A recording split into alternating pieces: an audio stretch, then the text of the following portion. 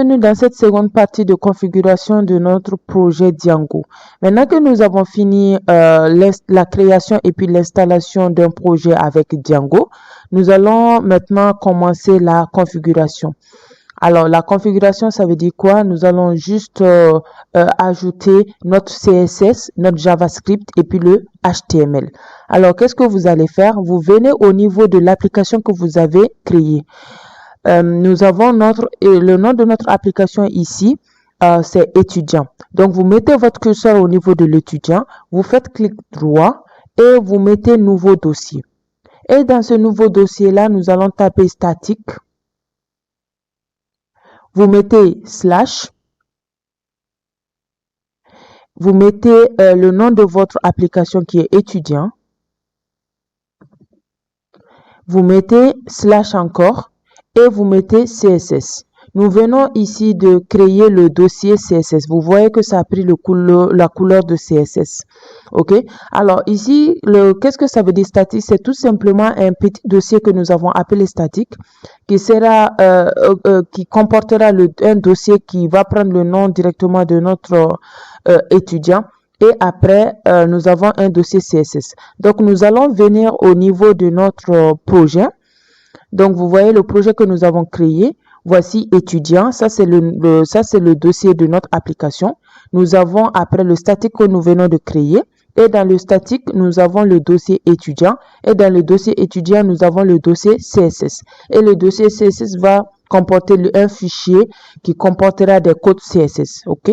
Voilà. Donc, nous revenons au niveau de notre application encore. Donc, nous aurons également besoin de créer un dossier JavaScript qui sera nommé JS. Donc, qu'est-ce que nous allons faire? Sachez que le dossier JavaScript sera également dans le dossier étudiant ici, pas dans le dossier JS, mais dans le dossier étudiant. Donc, ce que vous allez faire, vous venez mettre votre curseur sur étudiant qui est là. OK? Vous faites clic droit et vous cliquez sur nouveau dossier et vous allez taper JS. JS, ça veut dire JavaScript. Et vous cliquez sur Entrée. Vous voyez maintenant comment c'est devenu. Voici le petit JS qui est là. Donc, nous allons également revenir au niveau de notre dossier qui est là. Donc, vous voyez le JS est venu en bas du CSS. OK? Maintenant que nous avons créé ces deux dossiers-là, nous aurons également besoin d'un dossier que nous allons nommer template, qui va tout simplement prendre les fichiers HTML. Donc, sachez que on ne peut pas créer un site web sans pour autant passer par du HTML. Le navigateur ne connaît que le HTML, OK? Donc, le HTML, en gros, on peut dire que c'est obligatoire au niveau du web. Donc là, je vais mettre mon curseur sur étudiant ici parce que c'est un dossier qui n'est pas à l'intérieur de statique ni étudiant, OK? Donc, ni le sous-étudiant là. Donc, nous allons venir jusqu'au niveau de la racine, c'est-à-dire notre application étudiant. On fait clic droit et on clique ici sur nouveau dossier. OK? Donc, vous cliquez sur nouveau dossier. Donc, vous allez mettre ici template, slash, et nous allons également mettre le nom de notre étudiant. Donc, de notre application qui s'appelle étudiant. OK? Donc, je vais cliquer sur Entrée. OK? Donc, dans étudier maintenant, nous allons utiliser, créer des fichiers qui vont prendre de l'extension HTML. OK? Donc, le premier fichier HTML que nous allons créer, on va l'appeler base.html. Donc, cette fois-ci, vous cliquez sur nouveau fichier. OK? Donc, on a ici base.html. Voilà. Donc, vous voyez que ça a pris l'insigne du HTML5. OK? Donc, maintenant que nous avons créé nos dossiers et nos fichiers, bon, ici, quand même, c'est bon. Le HTML, nous allons juste écrire des codes HTML ici. Donc, nous avons le CSS et nous avons le JavaScript. Donc, dans le CSS, nous allons essayer de mettre du code CSS. Bon, sachez qu'on peut écrire les codes CSS et du code JavaScript. Mais, au fait, ici, nous aurons besoin de ce qu'on appelle le Bootstrap de Twitter. Ok, donc on va utiliser le Bootstrap. C'est quoi le Bootstrap? Le Bootstrap n'est rien d'autre qu'un petit framework qui permettra de configurer de nous aider à configurer notre site web. Ok, donc avec le Bootstrap, nous n'aurons plus besoin d'écrire beaucoup de lignes de code en CSS et ainsi qu'en JavaScript. Donc là, nous venons ici sur Google et nous allons taper Bootstrap. Donc, vous venez ici, vous tapez Bootstrap. OK. Donc, si vous tapez Bootstrap, vous aurez cette page-là. Donc, vous pouvez prendre directement la première page et là, vous serez sur le site officiel de Bootstrap qui est getbootstrap.com. OK? Voilà. Donc, ici, avec getbootstrap.com, vous pouvez prendre la version du Bootstrap que vous voulez. Ok, voilà. Donc, nous, on veut la version récente. Donc, vous cliquez ici sur Download. Et lorsque vous cliquez sur Download, ça vous amène sur cette page, d'accord? Donc, là, vous avez les versions du Bootstrap. Donc, nous avons la nouvelle version, la dernière version qui est le 5.1.x. Ok, donc là, ici, je vais prendre le compile CSS and JavaScript. Donc, comme nous avons ici le CSS et le JavaScript, nous allons télécharger ici. Donc, vous cliquez sur Download pour que ça télécharge. Donc, ça va vous amener un fichier zippé. Donc, vous allez au niveau de votre téléchargement, là où le téléchargement a été fait, c'est-à-dire ici, je viens de télécharger là. Donc, je vais faire clic droit pour dézipper mon dossier. Ok, voici, c'est dézippé comme ça. Donc je viens, j'ouvre et tu vois, j'ai ici CSS et j'ai ici JavaScript. Donc je vais cliquer sur CSS. Vous voyez que j'ai beaucoup de dossiers sur CSS, beaucoup de fichiers CSS ici. Mais le fichier qui m'intéresse, c'est le fichier bootstrap.min. Min, ça veut dire minimum, c'est-à-dire la partie compressée. Ok, donc j'ai bootstrap.min.css. Donc je vais tout sélectionner avec CTRL A. CTRL A, ça permet de tout sélectionner. Donc, je vais juste désélectionner le bootstrap.min et je vais enlever le reste. Je vais supprimer le reste. J'ai juste besoin de ce bootstrap.min là. OK? Voilà. Donc, je viens maintenant dans le dossier de CSS. Je fais la même chose. J'ai besoin de bootstrap.min. OK? Donc, je vais CTRL A, tout sélectionner et CTRL, je désélectionne ici. Et je vais cliquer sur supprimer pour supprimer le tout. Donc, vous voyez, nous avons nos deux dossiers. Dans le premier dossier, nous avons seulement le bootstrap.min. Et dans le deuxième dossier, nous avons également le bootstrap.min. Donc, ce que je vais faire pour que ce soit facile, je vais sélectionner les deux. Je vais faire clic droit, couper. Je viens au niveau de mon projet que je vous avais montré. Ça, c'est le projet. OK? Vous voyez qu'il n'y a rien ici au niveau du CSS. Il n'y a rien ici au niveau du JavaScript. Donc, je vais sélectionner également les deux. Je vais les enlever et je vais coller ce que je viens de copier et couper. Vous voyez? Donc là, j'ai bootstrap.min. J'ai ici également bootstrap.min. Donc, je reviens dans mon projet et là, je viendrai ouvrir mon projet ici. Vous voyez que bootstrap.min est venu et ici bootstrap.min est venu.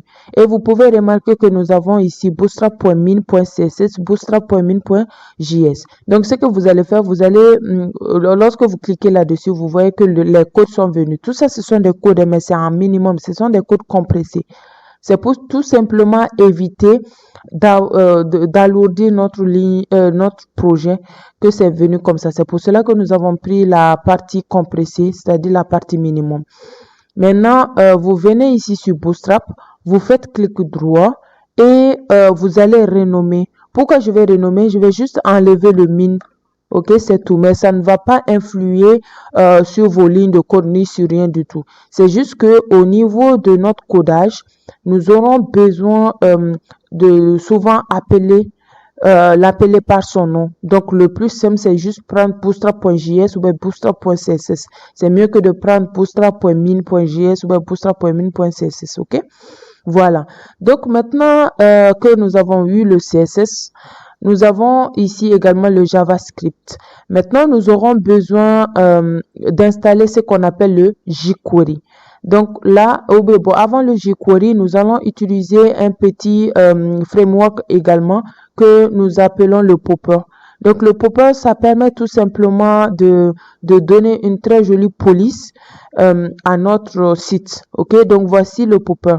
Donc là, vous descendez, on a CDN via JS Deliver, et là, vous descendez ici.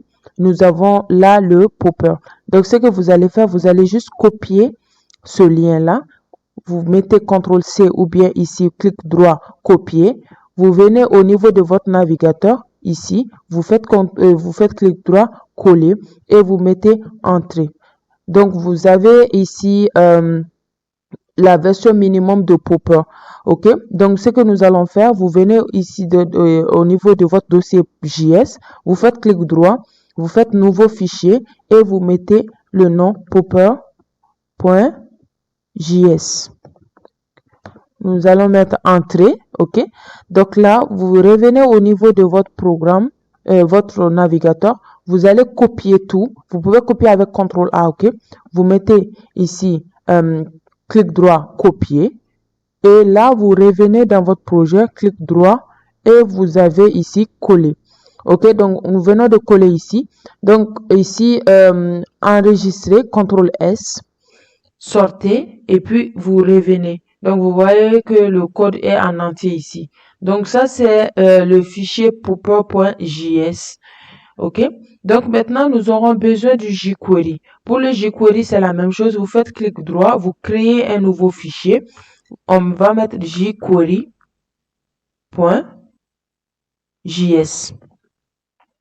Vous mettez Entrée. Et là, vous revenez. Cette fois-ci, nous allons sortir. Vous mettez juste jQuery.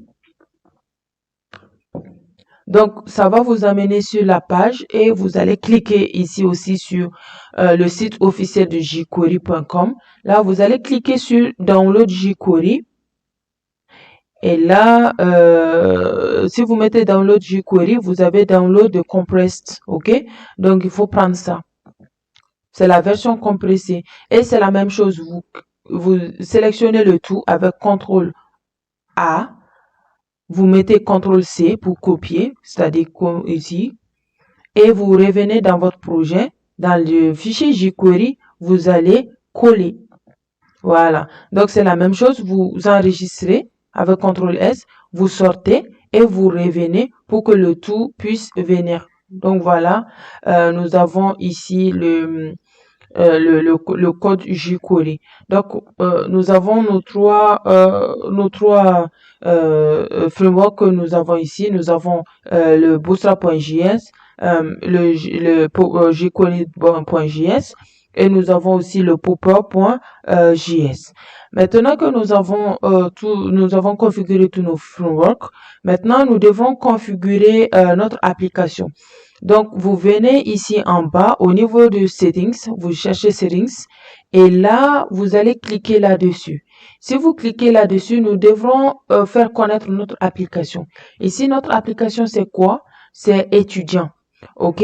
Voici étudiant. Donc, vous venez au niveau de Installed Apps, et là, vous venez jusqu'en bas, vous mettez Entrée. Vous avez apostrophe, vous mettez étudiant. Et après, vous mettez virgule. Donc, vous enregistrez. Donc, comme ça, votre application sera vue et puis connue par le serveur. D'accord? Donc, à chaque fois que nous verrons utiliser le serveur ici, ça va être connu. Donc, voilà ce que je voulais vous montrer au niveau de la configuration dans notre projet. Nous allons nous retrouver dans une autre vidéo pour commencer à faire le traitement de notre site web. OK? Merci beaucoup à vous. N'hésitez pas à me poser des questions au cas où vous n'aurez pas compris quelque chose. N'oubliez surtout pas à vous abonner, à mettre des likes, des commentaires et à partager ma vidéo. Merci beaucoup à vous.